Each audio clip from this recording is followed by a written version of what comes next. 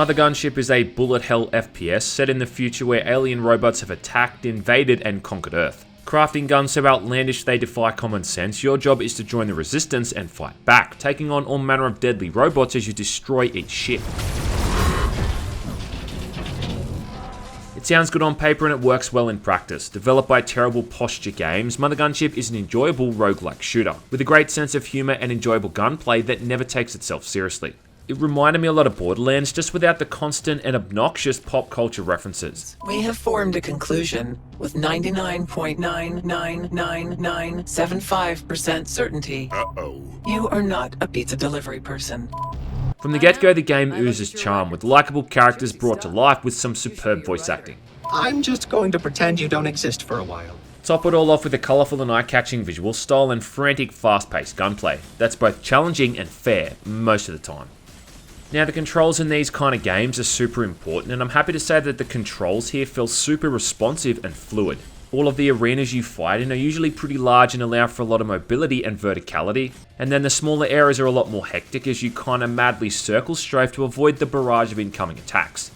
Overall, it's just really easy to control, and that's a huge box ticked right out of the gate. You don't want unresponsive or sluggish controls in a game like this, and thankfully that's not an issue you have to worry about.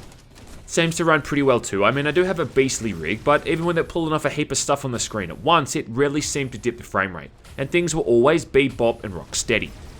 Mother Gunship doesn't do anything all that new in terms of the base gameplay. You're just really going from ship to ship, entering a randomly generated room and taking on a couple of dozen robots before going on to the next one and doing it again.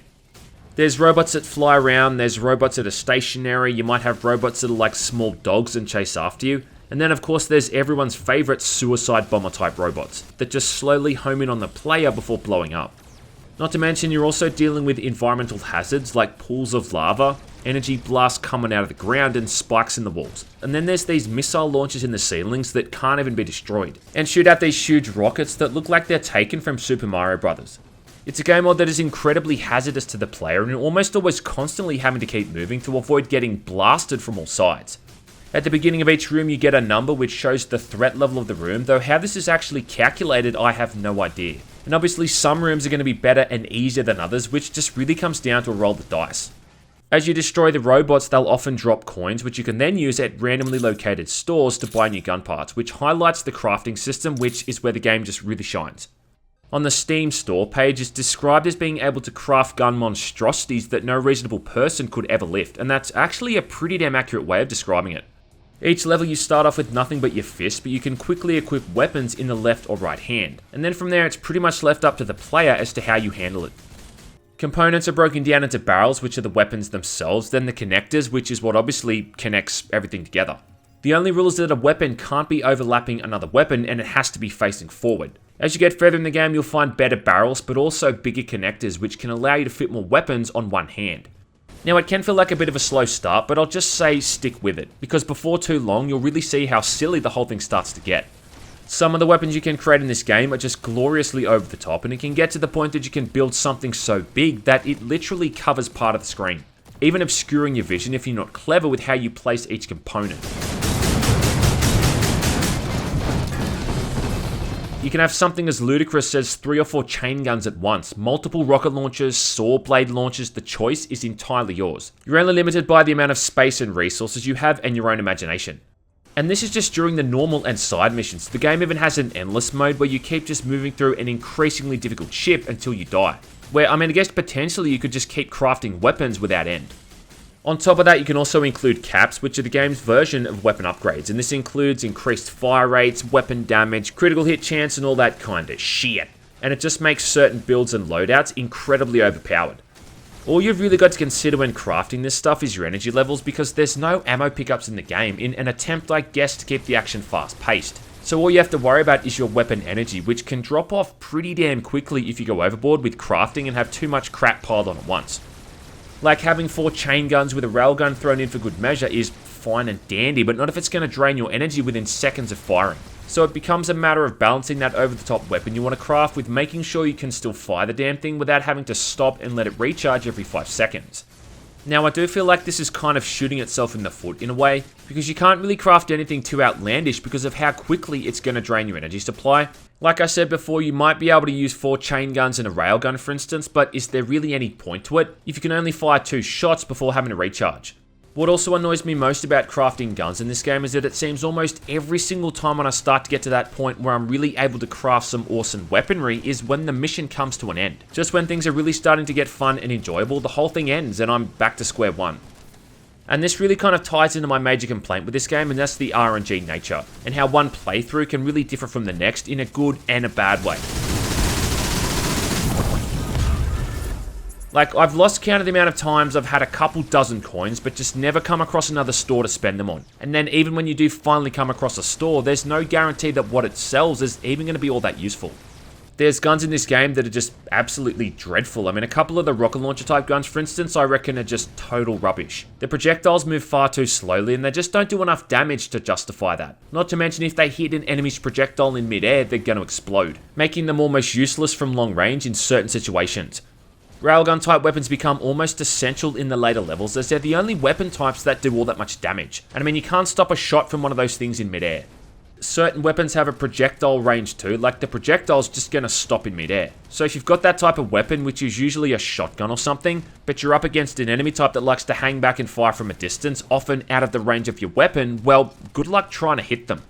It's not uncommon too to be 6 or 7 rooms into a ship and still be using nothing but the starting weapon you brought along because the randomly generated ship just hasn't thrown you a bone and given you the necessary tools to get by. Even if you start off with the best gun available at that point in your playthrough, that's still not going to be all that effective for all that long. Now look, I'm not saying they need one of these stores at the end of every single room, but there needs to be some kind of consistency to make the whole thing feel balanced. As it stands, sometimes you'll see one in every single room, but then you'll never see one for almost an entire ship. I literally had one time where I had like 25 coins and went through 7 or 8 rooms and didn't see a single store. I mean, it's just bullshit. Annoyingly too, speaking of coins, there's no consistency to this either. Sometimes you'll empty an entire room of enemies and you're lucky if you end up with a single coin. Even the later levels in the game don't necessarily offer up more coins either. Like, you think the more challenging a room is, the more coins you're going to get, but no, it doesn't seem to make a difference. As far as I can tell, it's all randomized. You don't take heavy damage from enemies in this game, but you do take a lot of it, even if you're moving around a fair bit, and health pickups from dead enemies become really important, as it's the only way to replenish your health outside of buying health from the randomly placed stores. And there are rooms in this game where every single surface is shooting at you. It's relentless at times, which is great, but to be expected to face literally dozens of enemies in rooms like this, taking hits the entire time without any kind of health during this period is just unfair. And again, there needs to be some kind of consistency.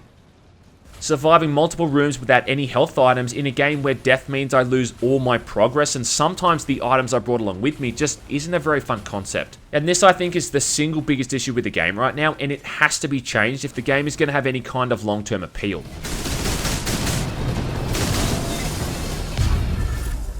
Next time, remember to avoid dying. The current solution to this to make things a little bit easier is doing the same side missions over and over. Repeating the same looking ship 10 or 15 times so you can earn enough experience points to upgrade your health, movement speed, energy, and etc. But I just don't think this is the way the game should be played. On top of that, the rewards for these side missions are often randomized. Sometimes it might be weapon parts, sometimes it might be gold, not the same as coins, which is pretty useless, and then sometimes it might be experience points. But even then, the XP rewards are usually pretty piss poor. There's other weird design choices too, like when you drop down from a high distance, as you land you're stunned for a second or two and can't move. You're often only allowed to bring a couple of weapon parts, if any at all, when you start a mission. I mean, why can't I just bring everything with me? And then you can only keep, I think it's 100 parts in your inventory before you're forced to destroy them to make space. When you fail a mission, you can't simply restart it either, you have to go back to the HQ, select the mission manually from the mission select screen and load it up again. At the mission select screen is a number next to each available mission, and enemies during these missions have their own levels respectively, but how do I know what my character level is in regard to it? I mean, what is it basing that number off? What's my point of reference? If I'm the same level as them, will it presumably make them easier to kill? I mean, who knows? I don't like how the experience points and coins disappear either if you don't collect them quickly enough. Seeing as how sporadic these coins can be in particular, it's just really annoying to not be able to get them in time, or to have to force you to make the decision to put yourself in harm's way just to get them, but maybe that was the intention. It's also worth noting that Mother Gunship can feel like an incredibly repetitive game. After you finish the main story mode, the kind of free roam mode, or whatever you want to call it, is literally just repeating the same looking levels again over and over, just destroying more ships. There's only really a handful of different looking environments, and the different rooms are well designed. Aside from those rooms where every surface is bouncy, I mean, those can just fuck right off. But you'll pretty quickly start seeing the same ones repeated over and over. I think this game would really shine in the co-op mode too, but right now it's still unfinished and not yet released.